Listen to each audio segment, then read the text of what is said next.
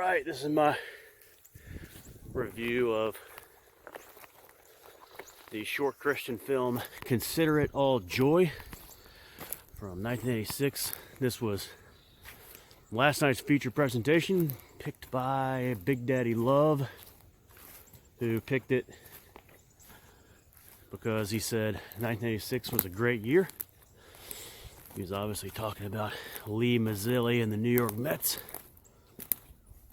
This was produced and directed by William Mings, who did 3 movies, directed and produced 3 movies. His 1983 film, Zack, one I've watched a few times, watched it a couple of nights ago. And then this movie I've watched only one time. This is from 1986. His first movie is the elusive 1980 short film Standing Alone, which you cannot find anywhere. But this one, Consider It All Joy, I didn't care for it that much,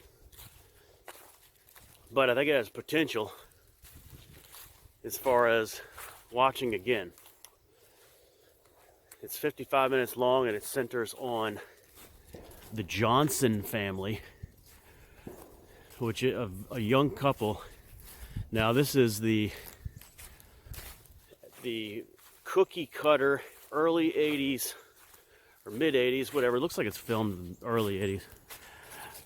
Mid 80s, young, very young Christian couple, American couple.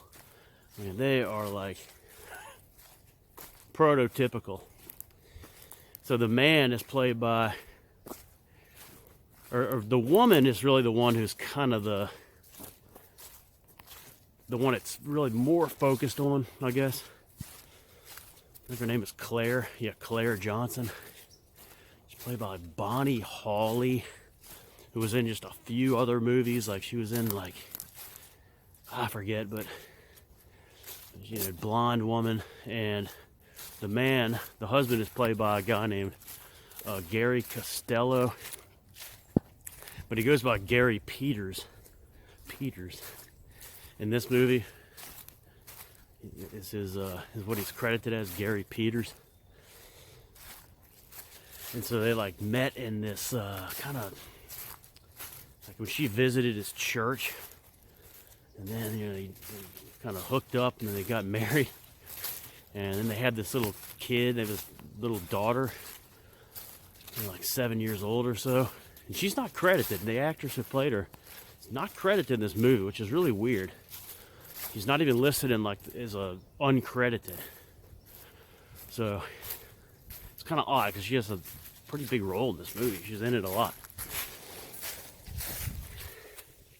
But they're they're kind of like a perfect couple, both really good looking, no fights or anything, and perfect life.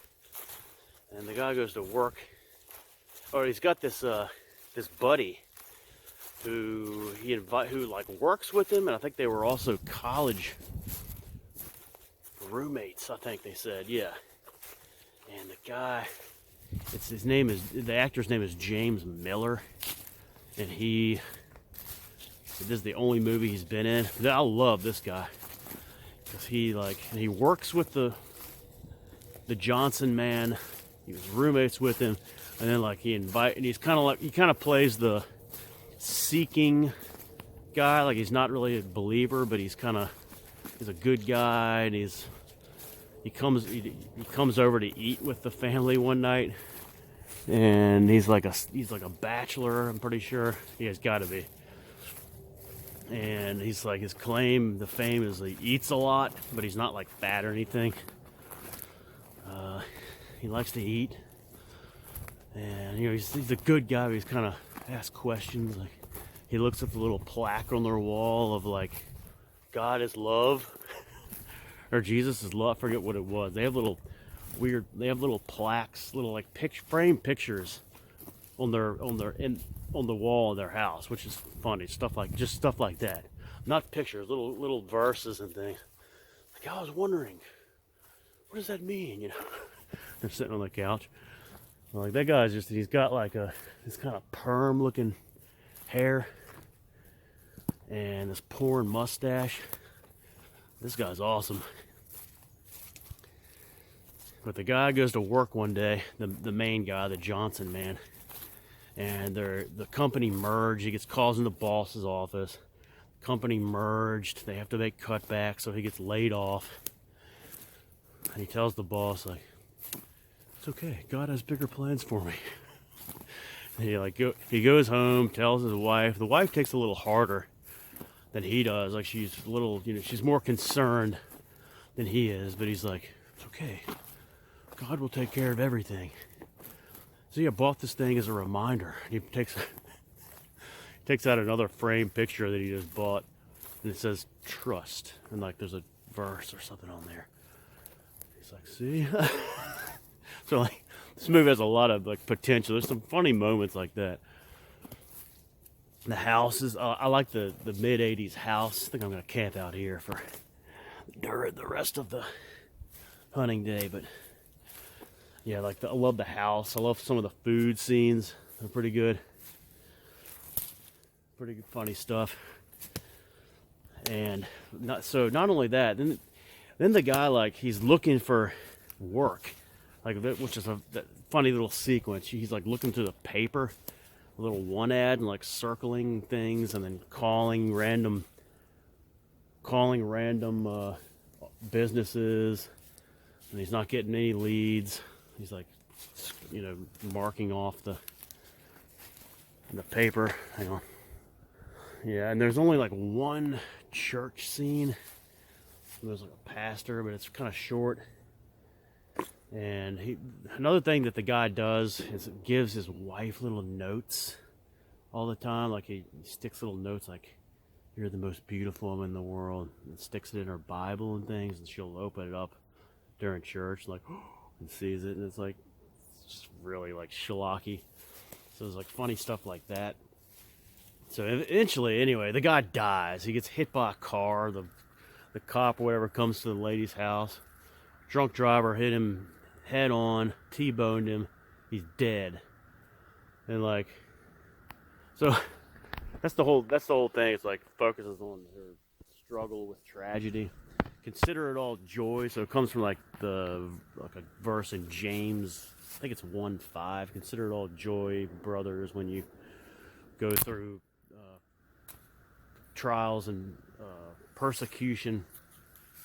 And so then at the end, it's weird. Like some neighbor comes to the lady's house, and you kind of stop seeing the kid a lot. But then it's like a neighbor, and she looks just like the Bonnie Hawley. She looks just like the main actress, which is funny. It's almost like it's her sister or something. But she's like, excuse me, can I borrow an egg? I'm out of eggs. And then she like looks at one of the plaques on the wall. She's like, it's like a verse from what was the Deuteronomy, I think. Like, as for me and my house, we will serve the Lord. I think it might be like maybe like Joshua. Yeah, I think it's Joshua. She's like, hey, I noticed you had a plaque. Are you a Christian? So like I guess they become friends, sort of. She's helping her in her grief, but it's like really short.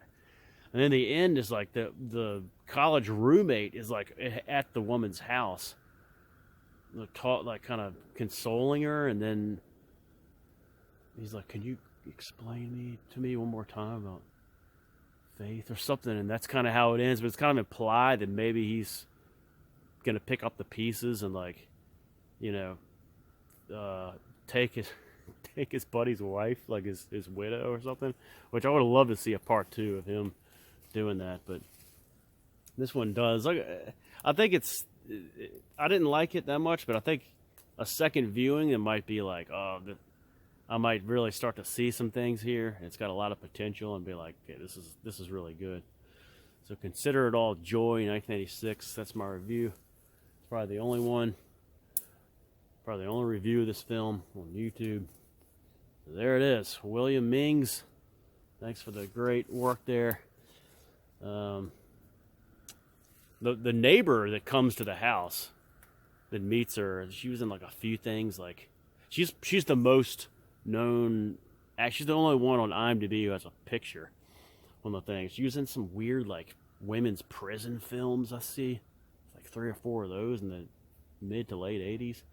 And then Bonnie Hawley was in like Alice in Wonderland TV movie 1983. So there's not a whole lot going on here as far as like these people being in other films. But I want to know who that little girl is, because she was in, I mean, she was like decent for someone who never acted, apparently. So that's this film. So, yep. All right. So if anyone knows where to find Standing Alone 1980, let me know. All right. And that should just about do it, guys. Take care.